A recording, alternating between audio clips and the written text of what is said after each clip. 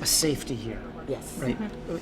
Versus when you're talking to your peers at work, there's a whole different dynamic. We've made ourselves vulnerable to each other. That's something as a leader, it's hard to do. You don't really have, once you get to these certain levels and certain tiers, who do you have to talk to or bounce things off? And just the openness in accepting the people as they are and without any kind of judgment, that is really, really powerful. I did not come here with the intention of building a new branch of my network, but I have now. And that's one of the most surprising parts of this program. My name is Kristen Roberts. I live in Miami, Florida, and I am Chief Content Officer for McClatchy. One of the most important things that I think happens in the Yale Executive Education program is not so much the interaction between the professor and the student, which is fantastic.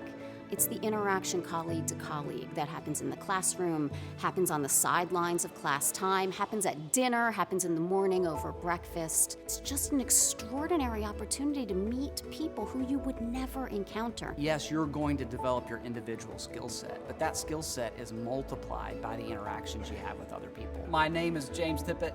I'm from Dallas, Texas, and I work Executive Vice President for Independent Financial. That's been the part that's really meant the most to me is the engagement with other people who they themselves have brought a different process or engagement and have really challenged who I am and what I do and how I do it. One of the things I love is this isn't a room full of lawyers.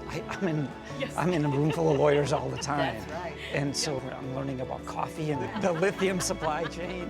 Well, I learn the most from people who have nothing to do with what I do. I'm Rob Freistat. I'm from Washington, D.C., and I am a pediatric emergency physician. And so I take care of sick kids and lead biotechnology efforts for a large children's hospital.